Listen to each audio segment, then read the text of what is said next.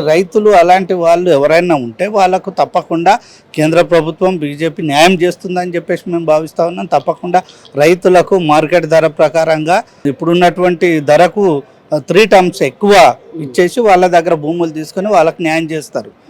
అది తీసుకొని ఎయిర్పోర్ట్ని నిర్మించాలి. కాబట్టి రైతుల పుట్టగొట్టదు బీజేపీ ప్రభుత్వం, రైతుల పక్షానే ఉంటుంది, రైతులకు తప్పకుండా నష్టపరిహారం ఇస్తుంది. ఇప్పుడు ఎస్ఎల్బీసీ ప్రమాదం విషయంలో మన కిషన్ రెడ్డి గారు కానీ బండి సంజయ్ గారు కానీ మాట్లాడటం అయితే జరిగింది. ఆ ఇష్యూకి సంబంధించి మాట్లాడటం అయితే జరిగింది. దానికి సంబంధించి మన కాంగ్రెస్ నాయకులు అయితే అంటే అనేక రకాలుగా కామెంట్స్ అంటే వాళ్ళకి ఇష్టానుసారంగా కామెంట్ చేయడం అయితే మీరు చూసే ఉంటారు. మరి వాళ్ళకి ఎట్లా అంటే వాళ్ళు చేసినటువంటి ఆరోపణలు మరి ఎట్లా తిప్పి కొడతారు, వాళ్ళు చేసినటువంటి కామెంట్స్ కి సమాధానం ఏం చెప్తారు? ఎస్ఎల్బీసీకి సంబంధించి గత ప్రభుత్వం చేసినటువంటి తప్పులు అట్లనే వాటినే ఈ ప్రభుత్వం అధికారంలోకి వచ్చిన తర్వాత కూడా వీళ్ళు కాంగ్రెస్ ప్రభుత్వం కూడా వాటిని పట్టించుకోకపోవడం, అది సరిదిద్దకపోవడం వల్లనే ఈ రోజు ఆ ప్రమాదం జరిగింది. అనేక మంది దాంట్లో సొరంగంలో చనిపోవడం జరిగింది. ఇప్పటికి వాళ్ళ ఆచూకీ కూడా లభించినటువంటి పరిస్థితి. కాబట్టి దీనికి కారణం గత ప్రభుత్వం చేసినటువంటి తప్పిదాలు, బీఆర్ఎస్ ప్రభుత్వం ప్లస్ ఇప్పుడున్నటువంటి కాంగ్రెస్ ప్రభుత్వం చేసినటువంటి తప్పిదాల వల్లే ఈ రోజు ఆ ప్రమాదం జరిగింది తప్ప వీళ్ళే బాధ్యత వహించాలి. వాళ్ళ కుటుంబాలకు తగిన నష్టపరిహారం, ఉద్యోగాలు అన్నిటిని కూడా ఇవ్వాల్సినటువంటి బాధ్యత ఈ రాష్ట్ర ప్రభుత్వానికి. ఇప్పుడు మరి ఫైనల్ గా ఏమంటున్నారు? మరి ఇప్పుడు ఈ 2 ఎమ్మెల్సీలు అయితే కైవసం చేసుకుంది. మరి ఇంకా రానున్న రోజుల్లో అతి దగ్గరలో అయితే మన స్థానిక ఎన్నికలు అయితే ఉండడం జరిగింది. స్థానిక ఎన్నికల్లో మరి బీజేపీ యొక్క ప్రభావం ఎలా ఉండబోతుంది? మరి గెలుపు దిశగా సాగుతుందా, లేకుంటే మళ్ళీ స్థానిక ఎన్నికల్లో కాంగ్రెసే గెలవబోతుంది? ఈ ఎమ్మెల్సీ ఎన్నికల ఫలితాలే దీనికి నిదర్శనం. ఈ ఫలితాల్లో ఏ రకంగా రిజల్ట్ బీజేపీకి అనుకూలంగా వచ్చిందో, 2 ఎమ్మెల్సీలు గెలుపొందడం జరిగిందో, రేపు రాబోయే మున్సిపల్ ఎన్నికల్లో జడ్పీటీసీ, ఎంపీపీ, సర్పంచ్ అన్ని ఎన్నికల్లో కూడా భారతీయ జనతా పార్టీ మెజార్టీ అభ్యర్థులు గెలుపొందుతారనేది స్పష్టంగా ఈ ఎన్నికలే నిదర్శనం. కాబట్టి రాబోయే ఎన్నికల్లో ప్రజలందరూ కూడా బీజేపీకి ఓటేస్తారు. మళ్ళీ శాసనసభ ఎన్నికల్లో ఈ రాష్ట్రంలో బీజేపీ అధికారంలోకి వస్తుంది అనేది మా విశ్వాసం. ఇప్పుడు మీ బెల్లంపల్లి నియోజకవర్గంలో బీజేపీ పట్టు ఎంతవరకు ఉంది? మరి బెల్లంపల్లిలో ఈరోజు ఎన్నికలు జరిగినా కూడా బీజేపీ గెలుపొందడం ఖాయం. ఇప్పుడు ఉన్నటువంటి ఎమ్మెల్యే స్థానికంగా ఉండకుండా హైదరాబాద్లో ఏసీలో కూర్చొని ఉంటున్నారు తప్ప ఏ రోజు అక్కడ ప్రజలకు అందుబాటులో ఉండి ప్రజలకు ఇచ్చినటువంటి హామీలు నెరవేర్చడంలో ఆయన పూర్తిగా విఫలం కావడం జరిగింది.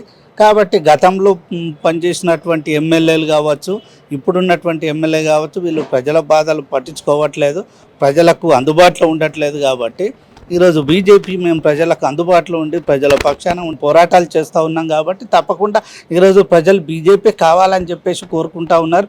రేపు ఎన్నికలు జరిగిన భారతీయ జనతా పార్టీ బెల్లంపల్లిలో గెలుస్తుంది. మరి ఇప్పుడు పోయిన డిసెంబర్ 9న వచ్చినటువంటి రిజల్ట్స్లో మరి మీ ఓటమికి మరి కాంగ్రెస్ గెలుపు గల కారణాలు ఏమై ఉంటాయి? మరి గత ఎన్నికల్లో కొన్ని కారణాల రీత్యా మరి భారతీయ జనతా పార్టీ ఓడిపోవడం జరిగింది. మరి ముఖ్యంగా కాంగ్రెస్ పార్టీ ఇచ్చినటువంటి 6 గ్యారంటీలు కావచ్చు, లేకుంటే అనేక ఉచిత హామీలు, రకరకాల హామీలు ఇవ్వడం జరిగింది. ఆ హామీల్ని నమ్మి ప్రజలు కాంగ్రెస్ కోటేసిండ్రు. కాబట్టి అప్పుడు బీజేపీ దాన్ని క్యాచ్ చేసుకోలేకపోయింది. కాబట్టి ఓడిపోవడం జరిగింది. కాంగ్రెస్ దాన్ని ప్రజల్ని టీఆర్ఎస్ మీద ఉన్నటువంటి వ్యతిరేకతను క్యాచ్ చేసుకోవడంలో కాంగ్రెస్ పార్టీ సఫలమైంది. అందుకని చెప్పి వాళ్ళు గెలిచారు. కానీ ఈరోజు 14 నెలల్లోనే ప్రజలకు అసలు కాంగ్రెస్ నిజ స్వరూపం బయటపడింది. వాళ్ళు ఇచ్చినటువంటి 6 హామీలు కావచ్చు, 6 గ్యారంటీలు, ఇంకా ఇతర హామీలు కావచ్చు, ఒక్కటి కూడా ఇంప్లిమెంట్ చేయకుండా రైతులకు రుణమాఫీ విషయంలో మోసం చేయడం జరిగింది. రైతులకు ఎకరానికి 15,000 రూపాయలు ఇస్తామని చెప్పేసి మోసం చేయడం జరిగింది. మరి మహిళలకు 2,500 రూపాయలు ఇస్తామని చెప్పేసి వాళ్ళని మోసం చేయడం జరిగింది. అందించడం కానీ లేకుంటే అక్కడ ఉన్నటువంటి ప్రజా సమస్యల్ని మీరు పట్టించుకొని వాళ్ళకి కొంచెం సహాయపడే విధానంగా మీరు ఏమైనా ఉన్నారా? తప్పకుండా మేము ఎప్పుడూ అందుబాటులోనే ఉన్నాం ప్రజలకు. మేము ఓడిపోయినా అధికారంలో లేకున్నా కూడా మేము ఎప్పుడు ప్రజలకు అందుబాటులోనే ఉండి బీజేపీ కేంద్ర ప్రభుత్వం ఇస్తున్నటువంటి సంక్షేమ పథకాలని కావచ్చు, లేకుంటే రాష్ట్రం నుంచి ఇస్తున్నటువంటి సంక్షేమ పథకాలు కూడా పేద ప్రజలకు అందేలాగా ప్రజలకు అందుబాటులో ఉండి మేము ఎప్పుడు పనిచేస్తాం. ఇప్పుడు మరి వచ్చే స్థానిక ఎన్నికల్లో మీ యొక్క బెల్లంపల్లి నియోజకవర్గానికి కానీ లేకుంటే తెలంగాణ రాష్ట్ర ప్రజలకి మీరు ఏం చెప్పదలుచుకున్నారు? మేము ఒకటే చెప్తా ఉన్నాం, ఈ ప్రజానీకం ఇప్పటికైనా ఈ కాంగ్రెస్ పార్టీ ఇస్తున్నటువంటి ఉచిత హామీలను కావచ్చు, ఈ ప్రజల్ని మోసగించే పద్ధతిని నమ్మద్దు అని చెప్తా ఉన్నాం.